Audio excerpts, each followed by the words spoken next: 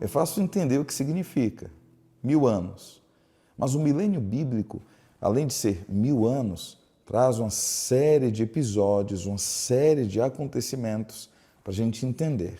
Ocorre que o milênio bíblico acontecerá no futuro e é muito importante para nós entendermos o que acontecerá durante o milênio, um pouquinho antes dele e também depois, para a gente entender a vontade de Deus e o plano de Deus para a nossa salvação, para a nossa redenção. Portanto, hoje você precisa se concentrar bem, pegue a sua Bíblia e vamos ler principalmente o livro do Apocalipse, capítulo 20, para a gente saber o que a Bíblia fala sobre o que vai acontecer no futuro. Há uma série de acontecimentos muito importantes que você e eu precisamos saber bem.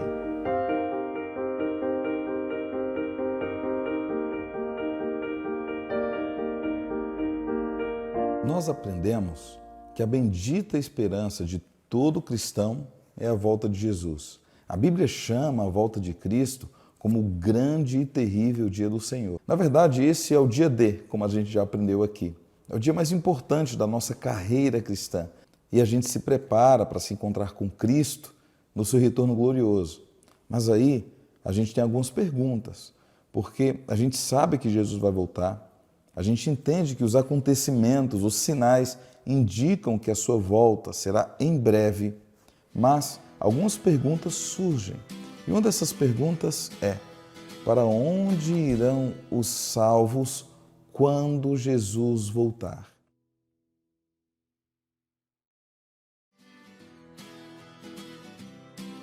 Ou seja, quando Jesus voltar, nós, os salvos, estaremos com Ele durante 1000 anos. Esse é o milênio bíblico. No entanto, Apocalipse capítulo 20, versículo 6, esse versículo que nós acabamos de ler, traz algumas informações que deixam a gente curioso. Ele fala de alguns elementos que a gente precisa entender bem. Ele fala de primeira ressurreição, fala de segunda morte. O que é essa primeira ressurreição? Há uma segunda ressurreição? E o que é a segunda morte? Há uma primeira morte? Lembrando que o evento mais importante da nossa carreira cristã aqui, a gente se prepara, é a volta de Cristo. E a volta de Jesus vai desencadear todos esses acontecimentos. Então está fácil de entender. Quando Jesus voltar, ele vai ressuscitar todos aqueles que foram fiéis a ele e morreram. Essa é a primeira ressurreição. Você conhece alguém que morreu crendo em Jesus Cristo? Você conhece alguém que morreu crendo na palavra do Senhor, cumprindo fielmente tudo aquilo que Deus orienta em sua palavra? Então, essa pessoa está apenas dormindo, esperando Jesus voltar para então ser despertada desse sono. Ela vai ressuscitar quando Jesus voltar. Essa é a primeira ressurreição. A segunda ressurreição ocorre depois do milênio. A gente vai entender daqui a pouco o que vai acontecer com esses que ressuscitarem na segunda ressurreição. O que precisa ficar claro para a gente é que nós devemos, se morrermos, devemos participar da primeira ressurreição. Esse é o nosso desejo, né? Esse é o nosso sonho. E agora, primeira e segunda morte. O que é isso? A primeira morte é essa morte que todos nós estamos sujeitos. Essa primeira morte é apenas um sono. A segunda morte é a morte eterna. Ela vai ocorrer depois do milênio também. Portanto, antes do milênio, até a volta de Jesus, é a primeira morte. Um pouquinho antes de começar o milênio, ocorre a primeira ressurreição. E depois do milênio, acontecem a segunda ressurreição e acontecem também a segunda morte. Lembrando que a segunda ressurreição e a segunda morte está reservada apenas para aqueles que não crerem na palavra do Senhor, apenas para aqueles que não serão salvos. Portanto, o que acontecerá com a terra durante o milênio?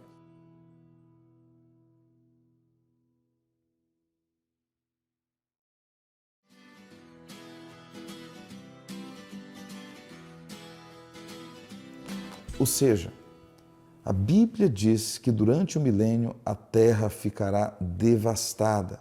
Não haverá um ser vivo na face do planeta, e a terra ficará vazia e abandonada.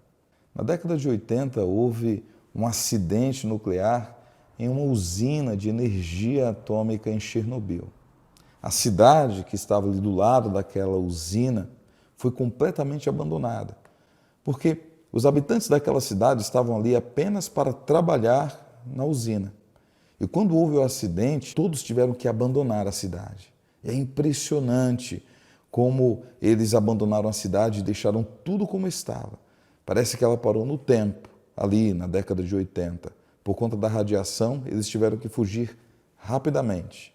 Bonecas e brinquedos de crianças abandonados nas ruas. Pratos ainda com comida em cima das mesas. A população teve que ser retirada imediatamente. Dali ficou uma cidade abandonada e desolada. Eu fico imaginando que durante o milênio, o planeta Terra, o nosso planeta, vai estar mais ou menos daquele jeito, abandonado e desolado. Portanto, quem ficará na Terra abandonada e desolada durante os 1000 anos?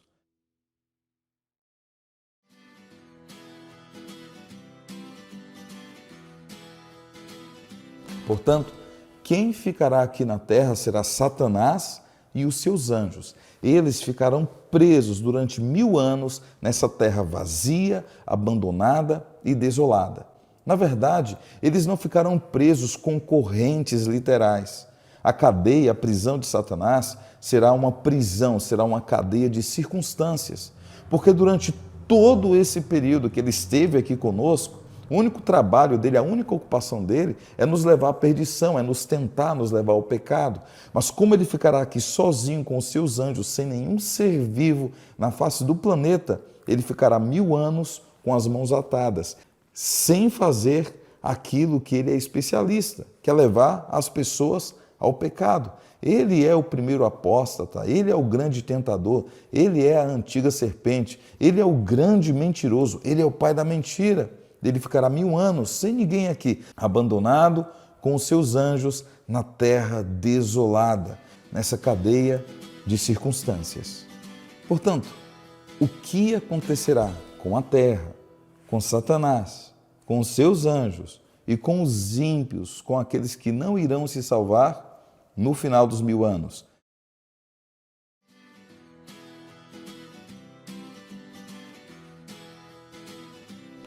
Ou seja, todos aqueles que não se salvaram, eles permanecerão mortos durante todo o milênio e só ressuscitarão depois dos 1000 anos. Essa é a segunda ressurreição.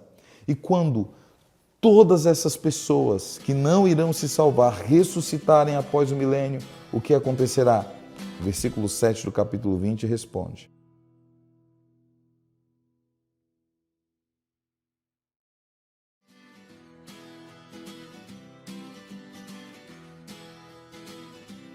olha como a Bíblia deixa claro que não serão poucas pessoas.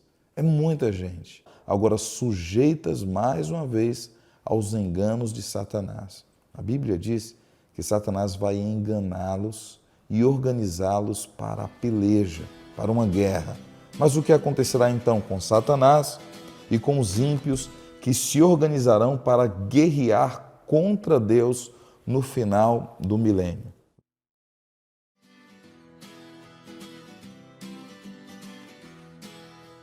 Portanto, Deus destruirá nesse momento o mal, Satanás, seus anjos caídos e os pecadores que não se arrependeram de uma vez só. E as consequências dessa destruição durarão por toda a eternidade. Portanto, não há um tormento eterno, não há um sofrimento que durará por toda a eternidade, porque isso não se encaixa com o amor e com a justiça divina. Na verdade, é importante a gente entender o milênio bíblico, porque ao entendermos o milênio e esses acontecimentos extraordinários, a gente compreende bem o plano de Deus para a nossa salvação. Agora, o que nós faremos durante esses 1000 anos no céu?